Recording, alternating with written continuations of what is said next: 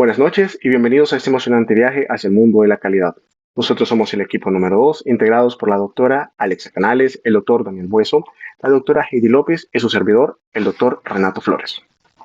En el ámbito empresarial y en el ámbito médico, la calidad es esencial para el éxito y la satisfacción del cliente. Pero nos hacemos la siguiente pregunta: ¿cómo podemos medir la calidad? ¿Cómo podemos mejorarla? Y lo más importante, ¿cómo podemos mantenerla constantemente alta? Contestaremos esta pregunta adentrándonos hoy en las llamadas 7 herramientas estadísticas de la calidad. Son un conjunto de técnicas poderosas que han revolucionado la gestión de la calidad en todo el mundo. Estas herramientas son como un faro que guía a las organizaciones hacia la excelencia, ayudándoles a identificar problemas, tomar decisiones informadas y optimizar procesos. A mediados del siglo pasado, el profesor de la ingeniería de la Universidad de Tokio, Kaoru Ishikawa, desarrollaría las 7 herramientas de la calidad. Como un experto en el control de la calidad, Ishikawa desarrolló estas herramientas, las cuales son imprescindibles para que cualquier trabajador pudiera utilizarlas a beneficio de la calidad. Actualmente, estas herramientas se utilizan en todo el mundo y se conocen como un conjunto de metodologías que pueden aplicarse para resolver cualquier problema relacionado con calidad. Se basan en la recogida de datos y, lo más importante, en el análisis de los hechos.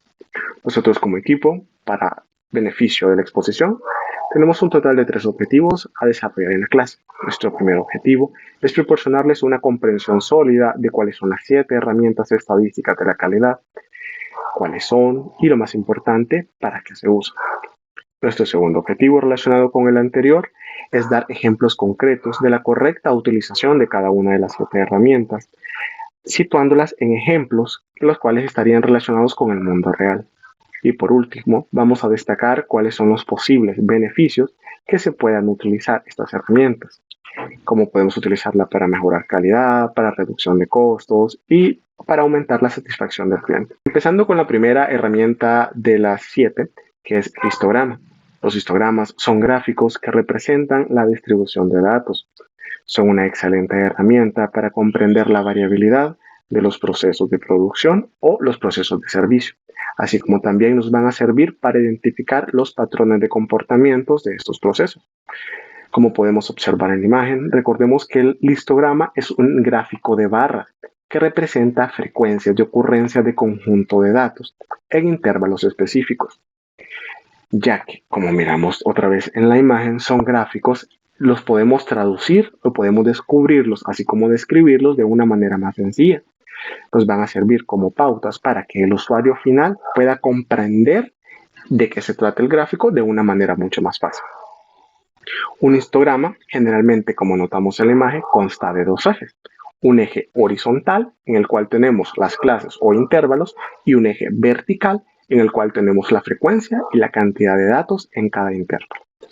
Los histogramas pueden sernos muy útiles para identificar patrones de tendencia en los datos, detectar valores atípicos, evaluar anormalidades de una distribución, así como para comparar diferentes conjuntos de datos. Vamos a explorar los gráficos de control. Esta es una herramienta esencial en la calidad, ya que nos ayuda a monitorear y a ver la consistencia en la producción. También nos permite evaluar la variabilidad del proceso y el sistema a lo largo del tiempo. Vamos a ver cómo se hace un gráfico de control. Debemos de seguir 4 pasos. El primer paso es recopilación de datos. Vamos a ver de dónde vamos a tomar estos datos o qué es lo que nosotros queremos evaluar. Estos pueden ser medidas de calidad, como tiempos de producción, defectos o cualquier otro indicador relevante. El paso número 2 sería la definición de límites de control. Vamos a definir 2 límites, uno superior y uno inferior. Estos representan los límites aceptables de variabilidad de los procesos y se calculan utilizando diferentes métodos estadísticos. Paso número 3. Registro de datos en el gráfico. A medida que se obtienen nuevos datos, se registran en el gráfico de control en función del tiempo. Esto crea una línea de datos a lo largo del tiempo que muestra la variabilidad de los procesos. Paso número 4. Monitoreo y análisis. A medida que nosotros vamos alimentando estos gráficos, vamos teniendo nuevos datos y estos se pueden comparar con los límites de control. Si todos los datos se mantienen dentro del mismo límite, el proceso se considera bajo control. Si los datos caen en los límites fuera de control, esto se considera como que ha ocurrido una desviación de los datos. ¿Cómo se van a interpretar estos datos? Hay dos tipos de gráficos de control. Gráficos de control para variables y gráficos de control para atributos. Los gráficos de control para variables se utilizan para medir características cuantificadas, como ser dimensiones, temperaturas, entre otros, y busca detectar cambios significativos en el proceso. Los gráficos para atributos se utilizan para medir características que se pueden clasificar como buenas o como características malas, como la presencia o ausencia de defectos, y buscan detectar cambios en la producción o servicios defectuosos. Pero ¿qué beneficios nos va a traer estos gráficos de control? Nos traen innumerables beneficios, pero vamos a resaltar tres. Como primer punto, vamos a decir que es la detección de problemas. Nos permite identificar problemas en el proceso antes de que estos hayan sucedido o que vayan a suceder. Número 2, la mejora continua. Facilita la toma de decisiones basada en datos para realizar mejoras continuas del proceso. Número 3, ahorro de recursos. Esto evita el sobremonitoreo y nos permite enfocarnos en las áreas críticas del proceso.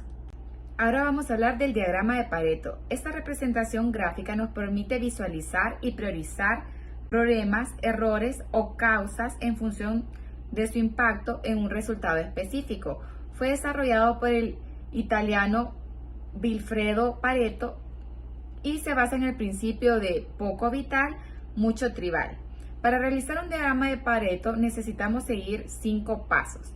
El primero es la identificación del problema o la situación. Es definir qué es lo que estamos buscando y qué es lo que queremos medir.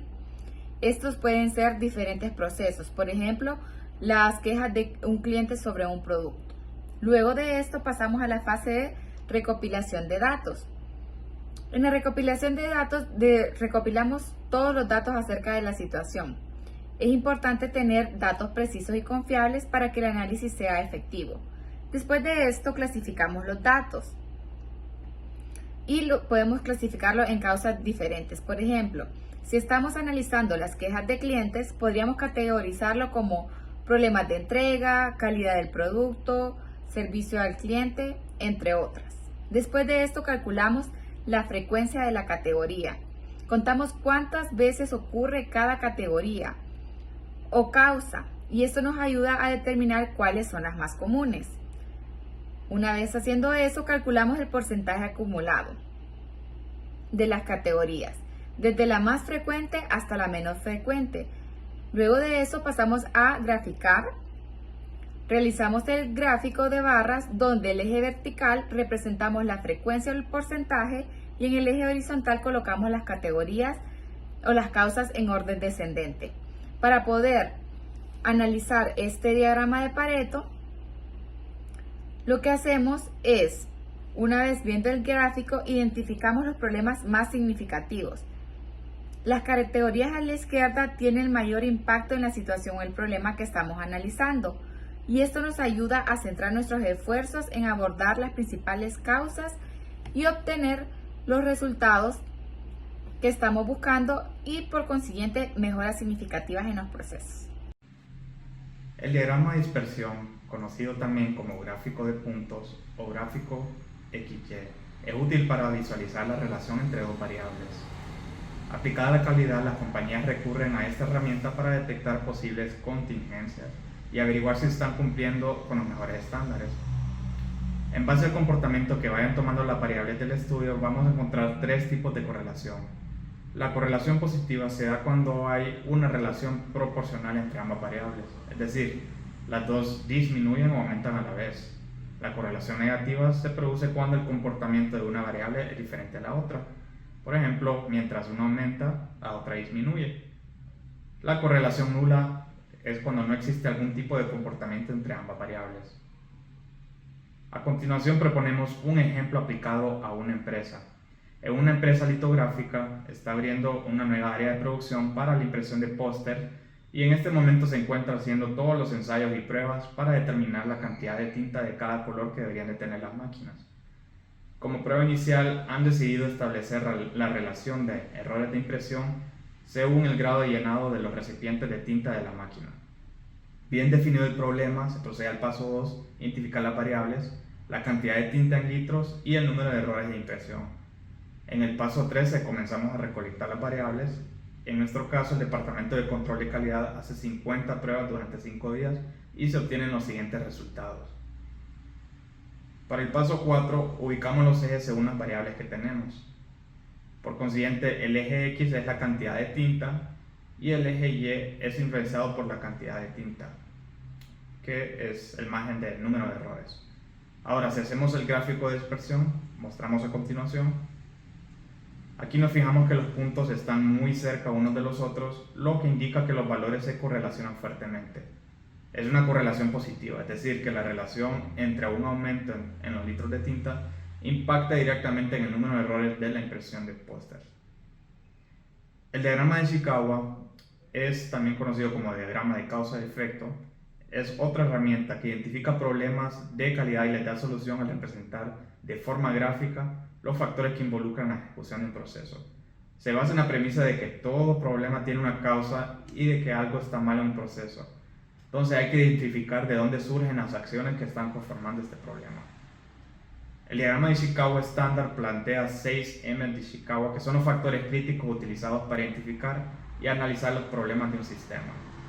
El material, que incluye las personas, recursos, herramientas, los métodos de procesos, la máquina, que se refiere a las máquinas y equipos utilizados, medición, que se refiere a las herramientas y métodos utilizados, mano de obra y medio ambiente, que son los factores externos que afectan al sistema, como el clima, la geografía y la regulación. Proponemos un ejemplo y aquí podemos observar cómo se utiliza para analizar los motivos por los que algún colaborador en la empresa A sufrió un accidente dentro de sus horas laborables. Como primer paso se define el problema.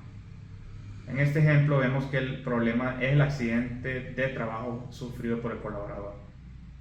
Paso 2. Se deciden las categorías claves de las causas. Tenemos equipo, personal, material y operaciones. Paso 3. Se identifican las posibles causas dentro de su categoría. Y por último se clasifica y prioriza las posibles causas, dando así el diagrama de Ishikawa. Continuando con las 7 herramientas básicas de la calidad, tenemos los diagramas de dispersión, conocidos también como gráfico de puntos o diagramas XY. Es una de las 7 herramientas básicas de control de calidad utilizadas en la mejora de procesos y en la implementación de proyectos Lean y Six Sigma. Cuando lo que nos interesa es estudiar la relación entre dos variables de una misma situación, el método de análisis adecuado es el estudio de la correlación en la estadística debido a que estos valoran hasta qué punto el valor de una de las variables aumenta o disminuye cuando crece el valor de la otra. Cuando se dispone de todos los datos, un modo sencillo de comprobar gráficamente si existe una correlación es mediante diagramas de dispersión, donde se confronta en el eje horizontal X el valor de una variable y en el eje vertical Y el valor de la otra. Su objetivo es analizar estas variables para determinar la forma en que se relacionan o qué tan independientes son una de la otra. Esto se llama correlación y existen 3 tipos. Número 1, tenemos la correlación positiva que se da cuando hay una relación proporcional entre ambas variables, es decir, las dos disminuyen o aumentan a la vez, como podemos observar en la gráfica que aparece en las siguientes imágenes. Tenemos la correlación negativa que se produce cuando el comportamiento de una variable es diferente a la otra. Por ejemplo, Mientras una aumenta, la otra disminuye. Y la tercera es la correlación nula, que es cuando no existe ningún tipo de comportamiento o relación entre ambas variables. Un ejemplo a continuación es que se tomó una muestra de 22 pacientes al azar y se determinaron los días de estancia y el tiempo medidos por el egreso del hospital después de haber sido dado de alta por el médico. A continuación podemos apreciar en la imagen los valores de las variables X, que es igual a la estancia hospitalaria en días, y Y, el tiempo de egreso en minutos. Podemos observar en la siguiente tabla la muestra que fue tomada aleatoriamente de 22 pacientes y además el gráfico de dispersión realizando con los días de estancia y tiempo de cierre y egreso hospitalario con su coeficiente de correlación representado por la letra R, que es un índice que relaciona linealmente las dos variables analizadas, que para este caso es de 0.87, muy cercano a 1, que es la máxima correlación. Además, podemos decir de que la correlación fue positiva, es decir, que a medida que aumentan los días de permanencia de los pacientes, el tiempo para el cierre de la cuenta es mayor, es decir, que el paciente demorará más para salir de la institución. Para terminar, tenemos el análisis por estratificación, que es un método que permite hallar el origen de un problema estudiando por separado cada uno de los componentes de la situación a analizar. Esta es la aplicación del principio romano divide y vencerás y del principio management, que dice un gran problema no es nunca un problema único, sino la suma de varios pequeños problemas. A veces, al analizar por separado las partes del problema, se observa que la causa u origen está en un problema pequeño. Se puede decir que la estratificación es la división de datos en categorías o clases. La estratificación es la base para otras herramientas, como el análisis de Pareto, y se utiliza conjuntamente con otras herramientas como diagramas de dispersión. El método consiste en clasificar los datos disponibles por grupos de similares características. A cada grupo se le denomina estrato. Los estratos a definir lo serán en función de la situación particular de estudio, estableciendo estratificaciones que puedan depender de múltiples causas o factores. Una forma de interpretar la estratificación es representar los resultados en forma de gráfico de barras o histogramas, donde es fácil examinar las categorías de una variable para ver si alguna o algunas de las categorías destacan sobre el resto. El objetivo es aislar la causa de un problema identificando el grado de influencia de ciertos factores en el resultado de un proceso. Los estratos a definir lo serán en función de la situación en particular que se trate. Pueden establecerse estratificaciones atendiendo a personal, materiales, maquinaria y equipo, área de gestión, tiempo, entorno, localización, entre otros. Algunas ventajas que podemos tener haciendo uso de el estudio de estratificación es que nos permite encontrar y bloquear la causa de un problema mediante la identificación de la influencia de determinados factores en el desarrollo y resultado de un proceso. La estratificación se puede apoyar en distintas herramientas de calidad que facilitan la presentación de los datos en forma gráfica y comparativa para un mejor entendimiento. También destaca la complejidad de la comprensión de un fenómeno y la simplifica. La estratificación en una empresa se usa para identificar las causas de mayor influencia en la variación de eventos y procesos, comprender detalladamente la estructura de un data o grupo de datos, lo que podrá permitir la identificación de las causas de un problema y conducir las acciones correctivas necesarias. También nos ayudará a examinar la diferencia y variación entre los estratos y ejercer medidas frente a dichas diferencias que puedan existir, facilitar la toma de decisiones en cuanto a las medidas correctivas.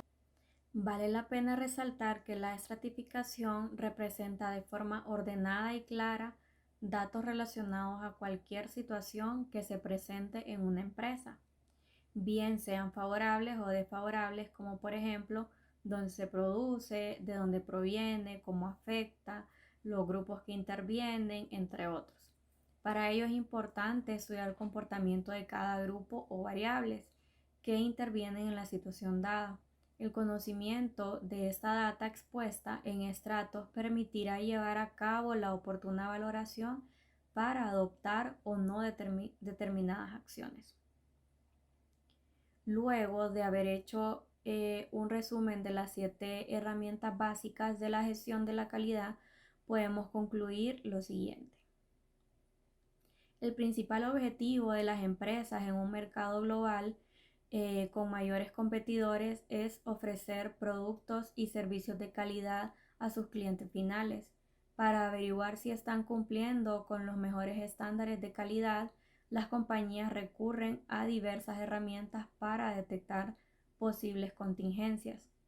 La estratificación puede ser una herramienta útil en varios procesos con objetivos tan diversos como la mejora de la calidad asistencial, la eficacia y la eficiencia del sistema sanitario, la detección y disminución de la variabilidad de la práctica clínica, la mejora de las técnicas de evaluación y, en definitiva, para la toma de decisiones tanto a nivel macro como micro.